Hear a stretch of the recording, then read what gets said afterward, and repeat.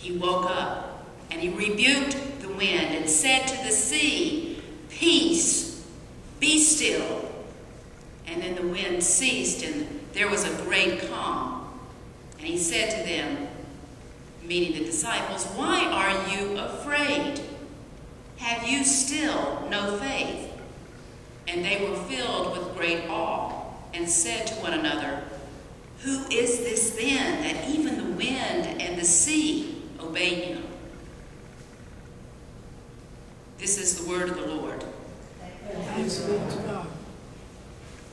Perhaps some of you might remember that in 1991, the storm of the century, what became known as the storm of the century, tragically took the 72-foot-long fishing boat named the Andrea Gale and tossed her into the bottom of the Atlantic Ocean. Maybe you read the book. Maybe some of you saw the movie, The Perfect Storm, which was starred, I think George Clooney was the lead actor. As a story goes, the crew of the Andrea Gale were just heading out for yet another fishing trip. They were kissing their wives and their daughters and their children and their fiancés and girlfriends goodbye as they climbed aboard the boat. The weather then was picture perfect: calm sea, variable light wind, cloudless sky, flock of seagulls swirling around the ship as they set sail. But meanwhile, the weathermen are watching the radars as a couple of storms begin to form a system and to form into two huge cells that they predicted might become the storm of the century. But the crew of the Andrea Gale was completely caught off guard as the calm ocean began to brew into a tempestuous sea of mountainous waves. They knew the sea was a dangerous place to be, but they were experienced seamen and knew that their boat was a sound one.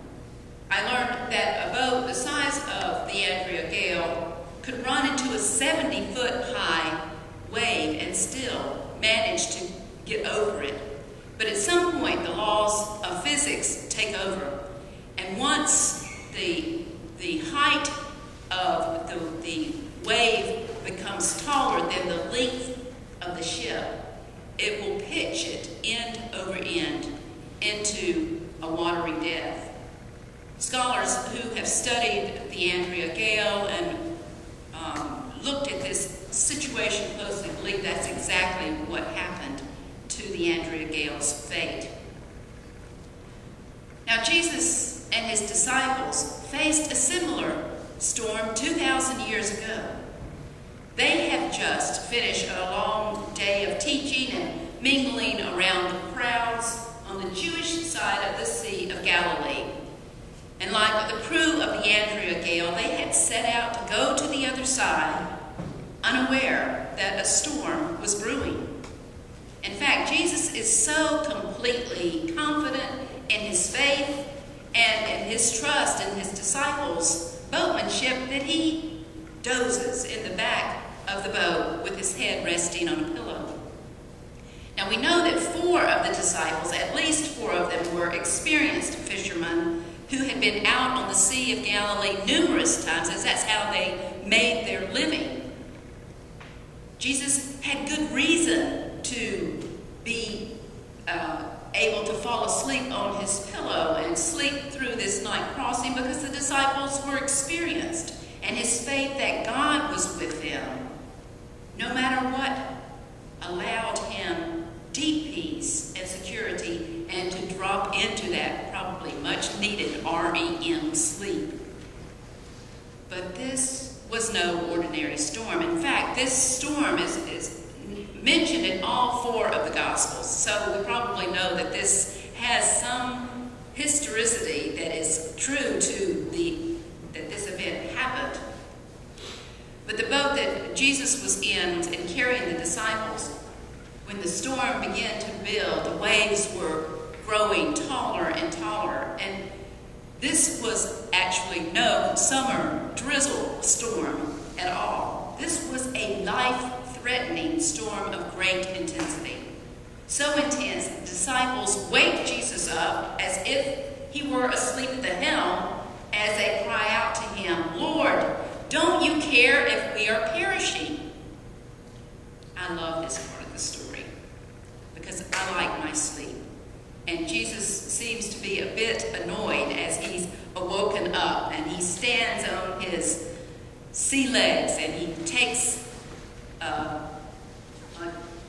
look at the situation and assesses it and eventually says, with a somewhat annoying and probably growling voice, "Peace, be still." The sea does calm and the wind ceases.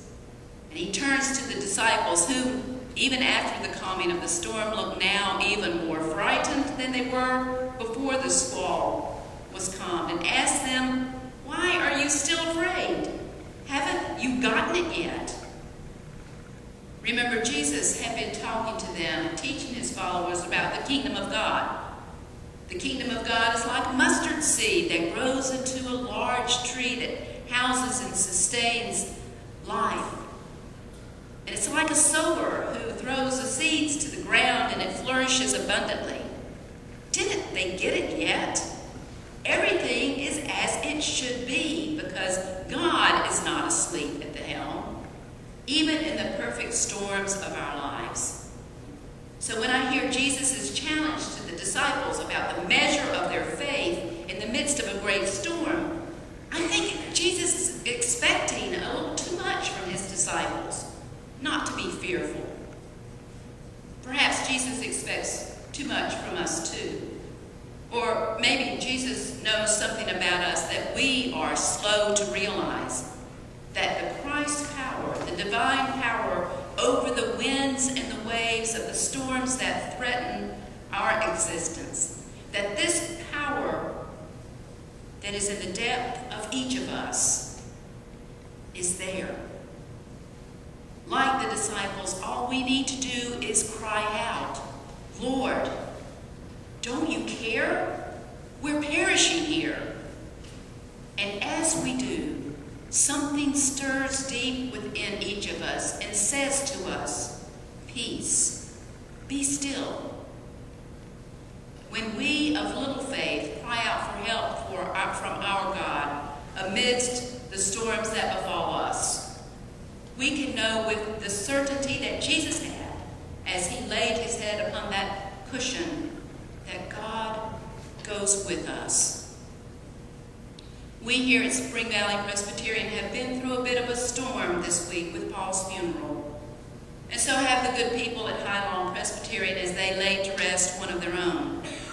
And as they and as we as friends continue to grieve and pray for justice at the anniversary of Mark McCullough's murder, these will not be the last storms that we will weather. This we are certain.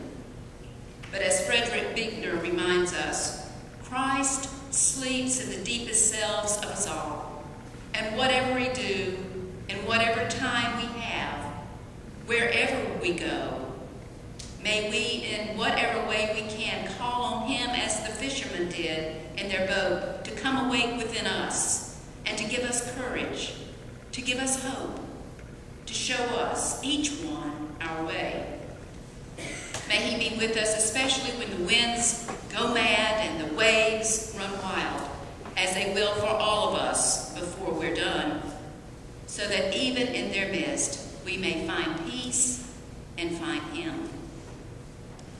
Perhaps then, like that ruddy-faced young boy, brave and daring David, we can trust that God will go with us and help us to slay our giants that threaten to stop us from living fully as God intended.